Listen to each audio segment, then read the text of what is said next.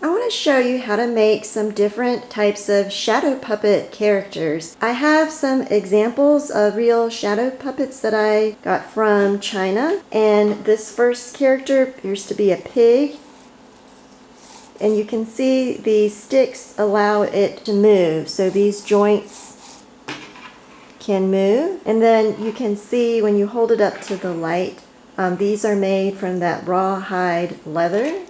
Here's another character.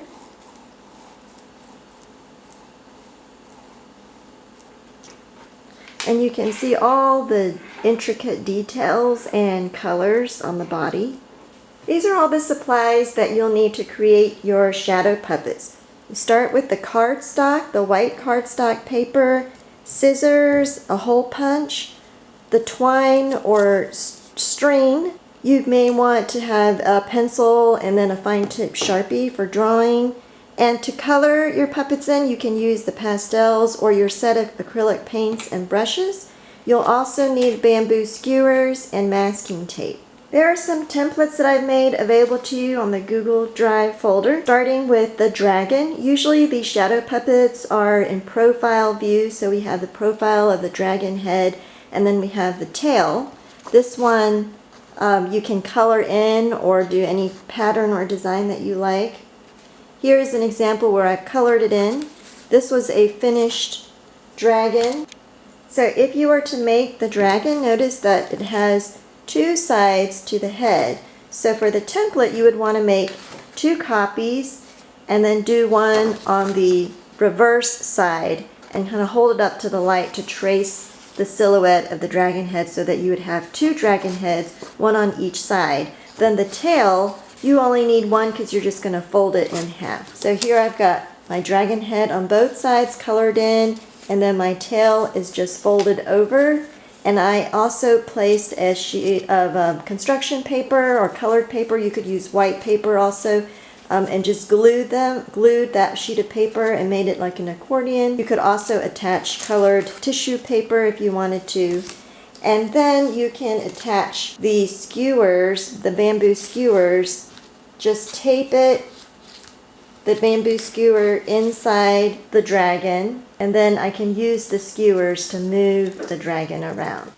Another option is to do the king. So I have a king template that you could draw and color in and add your design inside the outline. Here's the dragon one again without any drawings inside the head, so you could add your own features. And then the one that I want to show you today is the tiger, because the tiger is my zodiac animal. So I'm going to show you how to make a tiger puppet. I've added the letters here that match so that once you punch holes, you don't want to punch over the letters so you can see where the joints are supposed to match. And then I'm going to use my Sharpie here to make lines or stripes on my tiger. I'm going to fill in some black areas. And you could do zigzaggy or these kind of bracket designs.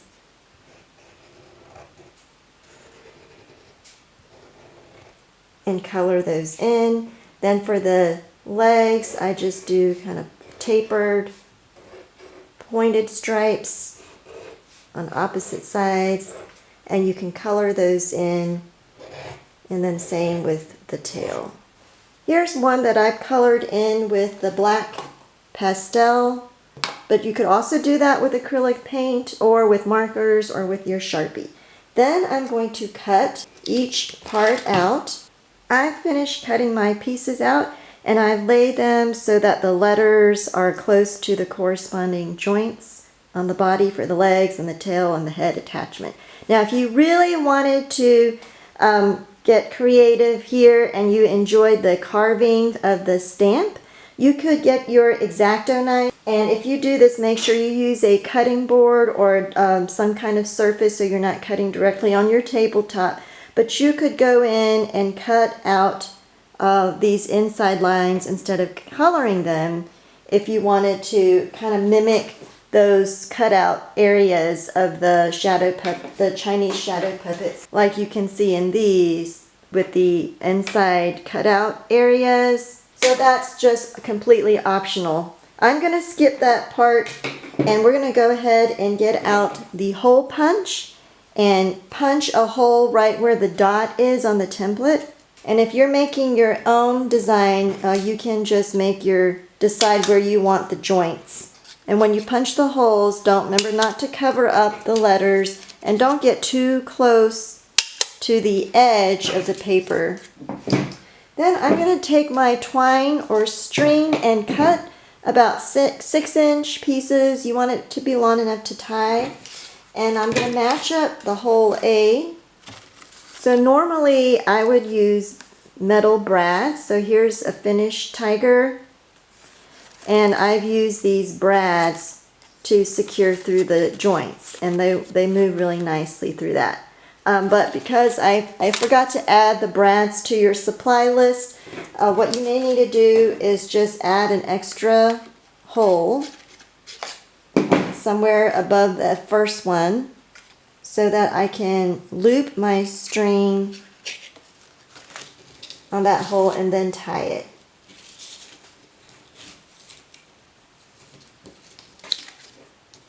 And then cut off the excess. Remember to knot it and make sure it's tight. And now the head can move. And I'm going to do the same thing with my other joints. So then I'm going to add an extra hole above the B joint.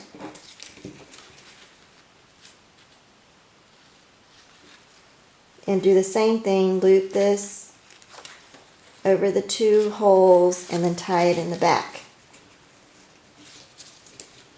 And tie it into a knot.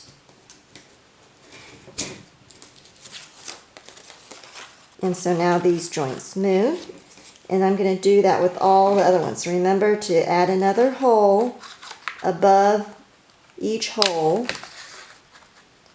so that you can loop the string. So here I have the C joint. Another hole above the C joint. I'm going to put the string through the second hole, pull it, turn it over,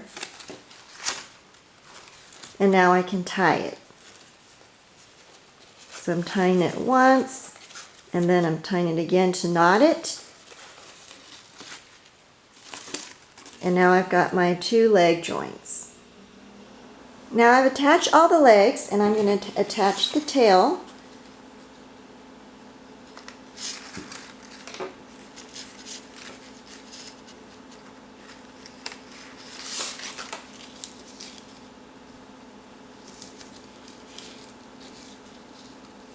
So when you tie it, you don't want it to be too tight. You want to have some room for it to move, but you do want to secure it with the knot.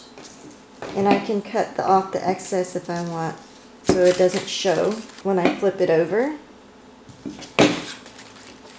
And then take out your bamboo skewers. You could also use the wooden dowel rods. They may be a little large, and we're going to use that for the scrolls, but you might want to, maybe you want to have one large wooden dowel rod. One that I have completed, I used straws because I didn't have the skewers or dowel rods, so you could also just use straws or whatever you have and tape it to the back. I am going to attach it by using the masking tape. I'm going to attach one to the back leg, one to the front leg, and one to the head. And I'm going to do my pointy side up so that I don't poke myself with the sharp end. So then if I turn it over, I can control the head with my skewer or stick, and I can also control the body. I forgot to show you earlier that I also have a template for a snake, so you could also do a snake puppet. I'm having so much fun with these shadow puppets that I decided to draw my own on the cardstock in pencil. And I'm going to outline it with my black fine tip Sharpie and then color some parts in with colored markers. You could do that with colored pencils if you want.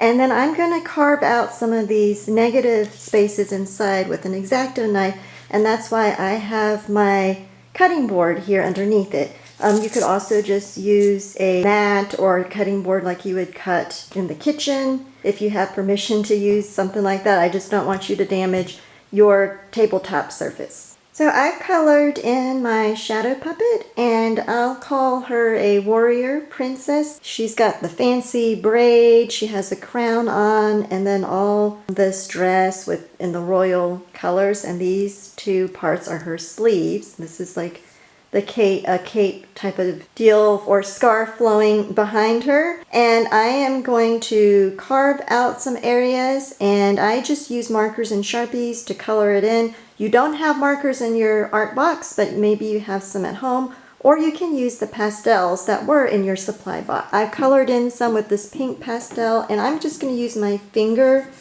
to rub it in. And here, the nice thing is you don't have to worry about staying in the lines because you're going to cut it out anyway.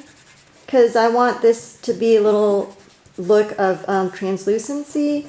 So I'm not going to color all of the fabric in. I'm just going to rub it so it has kind of a sheer look to it. Okay, now I am going to carve it first before I cut out the outline. So some of these interior areas, I want to be careful where my hand is so that I don't slip. I've got my cutting board underneath, and then I can just peel that piece off once I'm done cutting it. And then I may have to clean it up a little bit.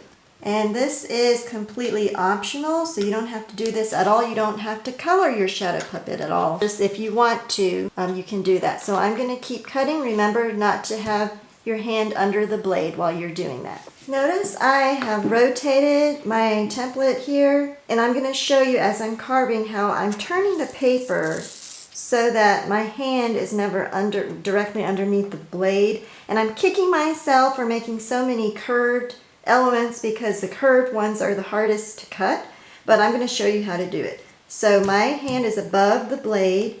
I'm going to hold the sheet of cardstock down. Then once I get to this curved part, I'm going to turn my paper so my hand is still above the blade. So instead of moving my hand, I'm moving the paper, and I'm not moving the blade.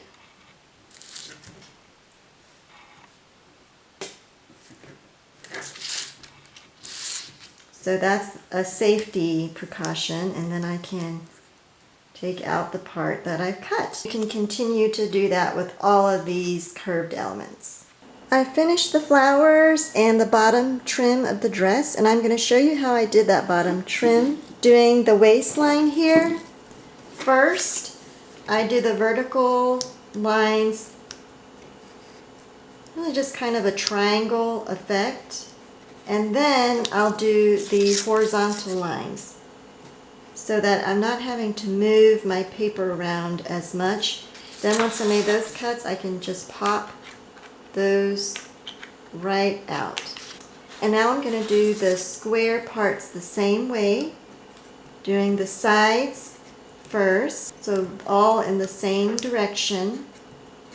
Then turn my paper and do the top and bottom of the squares. And then I can just pop those right out. And if I didn't cut all the way, I can just pull them out. And for the circles, I'm going to cheat a little bit and just put my blade in and turn it into a circle. Now I'm ready to cut this out. And while I'm doing all of this, my lacquer bowl is drying. I painted the white layer, and now I'm going to go back and paint the red and the gold and the black. So I'm multitasking here. There's lots you can do in between the drying stages of the lacquer bowls. You could also do it and then run off and do something else or work on your Chinese.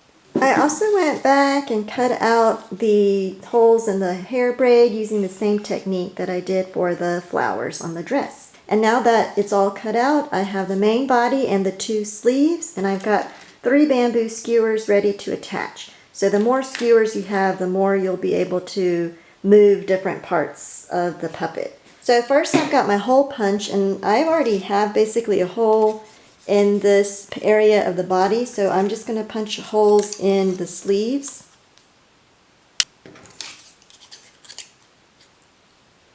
And I have my string cut out, so I'm going to put these pieces together. This sleeve is going to be behind, and this one's going to be in the front. And I'm actually going to do 2 holes on this one so I can loop it.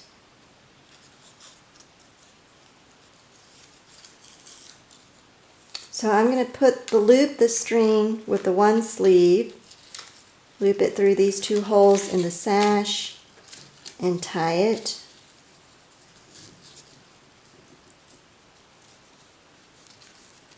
And then I'm going to do this one separately.